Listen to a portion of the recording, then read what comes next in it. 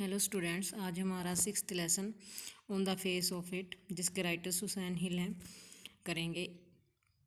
ये एक short play है जो कि 3 एक्ट्स में डिवाइड किया हुआ है और इसके 3 ही कैरेक्टर्स हैं। एक डैरी नाम का लड़का, लैम्प और डैरी की मदर। डैरी जो है 13-14 ईयर्स का लड़का है जिसके चेहरे का एक साइड जली हुई है, वो जो एसिड से जला हुआ, जो एसिड जिस साइड से जला हुआ है एसिड के कारण वो चेहरे का पार्ट बहुत भद्दा लगता है। इस निशान ने डैरी को बहुत ज़्यादा हीन भावना से भर दिया है। वह लोगों के बीच में यह सोचकर नहीं जाता कि लोग उसे भद्दा कहेंगे, वह यह सोचकर भी बहुत दुखी होता कि लोग उसे कुरूप भी कहेंगे कि ये अगली है। उसे बहुत ज़्यादा दुख होता है ये सोच कर कि उसे लोग क्या कहेंगे। एक दिन वो मिस्टर लैम्प के बगीचे में पहुंच जाता है। मिस्टर लैम्प जो एक बूढ़ा व्यक्ति है, उसके घर और बगीचा बहुत बड़ा है। वह खुले दिमाग वाला व्यक्ति है। उसकी खिड़कियां ऊपर पर्दे नहीं हैं, गेट कभी बंद नहीं करता। एक टांग खो चुका है पर अपना साहस नहीं खो चुका। तो दोनों के बीच फ्रेंडशिप हो जाती है। तो बच्चों, हम आगे फ्रेंडशिप में क्या क्या बातें करते हैं, किस तरह की उनकी फ्रेंडशिप है, तो वो हम आगे लेसन रीडिंग में करेंगे। This is a play featuring an old man and a small boy meeting in the farmers garden. यह जो कहानी है, ये जो नाटक है प्ले, यह एक बूढ़ा व्यक्ति और एक छोटे से लड़के की मीटिंग, जो कि बगीचे में उनकी मीटिंग होती है, उनके वर्णन करता है। The old man strikes up a friendship with the boy, who is very withdrawn and defiant. What is the bond that unites the two? कि बूढ़ा व्यक्ति बच्चे के साथ दोस्ती कर लेता है, जो कि बहुत ही अपने आप में खोया रहने वाला और डेफिएंट अंतर्मुखी है। फिर कौन सा ऐसा बॉन्ड बंधन है जो दोनों को जोड़ता है।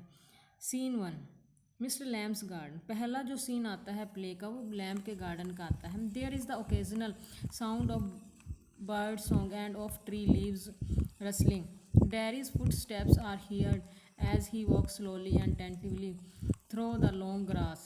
He pauses, then walks on again. He comes round a screen of bushes so that when Mr. Lamb speaks to him, he is close at hand and Daddy is startled. कि वहाँ उसके बगीचे में मिस्टर लैम्प जो बूढ़ा व्यक्ति, उसके बगीचे का जो वर्णन है, उसमें कभी कभार पत्तियों के सरसराने की, पक्षियों के गाने की आवाज़ आ रही है। डैरी अपने धीरे धीरे लंबी घास पर अपने कदमों से चल रहा है और उसके पैरों की आवाज़ सुनाई दे रही है। ही पोजेस, वह रुक जाता है फिर चलता है। He comes round a screen, और वह झाड़ियों के एक पर्दे से निकलकर बाहर आता है ताकि जब मिस्टर लैम्प उससे बात करते हैं तो उनके बिल्कुल पास होता है और बहुत ज़्यादा हैरान रहता है, स्टार्टल्ड हैरान रहता है। Mister lamp, mind the apples. Mister Lamb क्या कहता है, माइंड द एप्पल्स, कि सेबों का ध्यान रखो। Derry, what, who is that, who is there, क्या, कौन, कौन है वहाँ। Mister Lamb, mister Lamb is my name, mind the apples.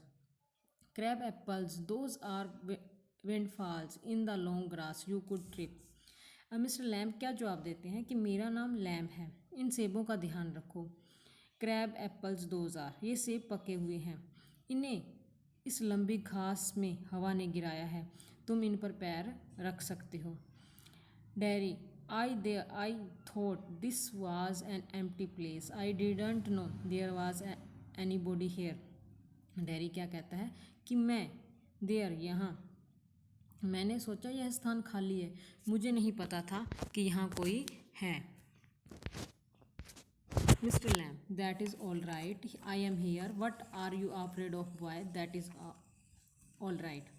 अब मिस्टर लैम्प उससे पूछते हैं कि कोई बात नहीं, ठीक है, मैं यहाँ हूँ। लड़के, तुम्हें किस बात से डर रहे हो, कोई बात नहीं।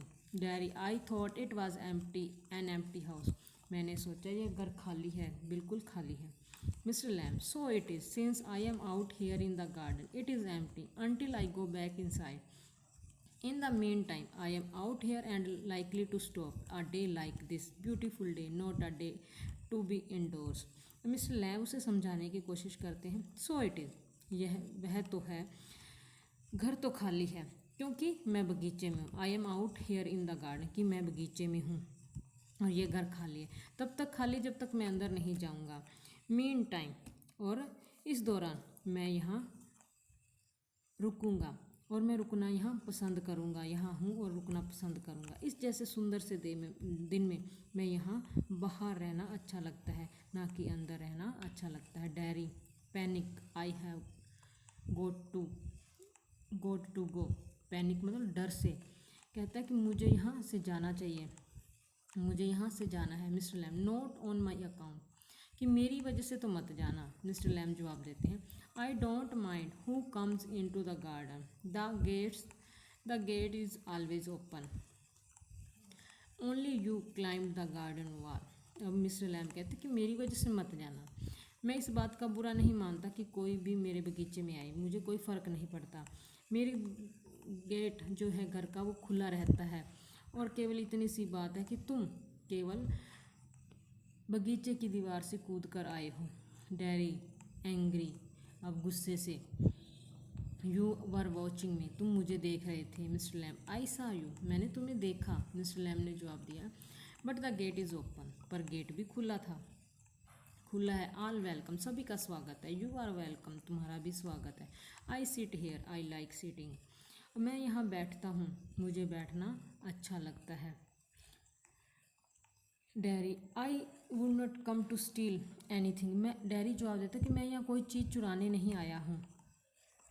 मिस्टर लैम, नो नो, जवाब देते हैं मिस्टर लैम कि नहीं नहीं। The let's steal scrump the apples, you are not so young. अब वो क्या कहता है मिस्टर लैम कि नहीं नहीं, नौजवान बच्चे चोरी करते हैं, सेब ले जाते हैं, तुम अभी इतने जवान नहीं हुए हो। Derry, I just wanted to come in to the garden, Derry कहता है कि मैं तो केवल इतना चाहता था, अंदर आना चाहता था इस बगीचे में। Mr Lamb, so you did, here we are then, Mr Lamb ने कहा कि और तुमने ऐसा कर लिया, और हम अब दोनों साथ हैं यहाँ। Dairy, you don't know who I am, dairy कहता है कि तुम मुझे नहीं जानते हो कि मैं कौन हूँ।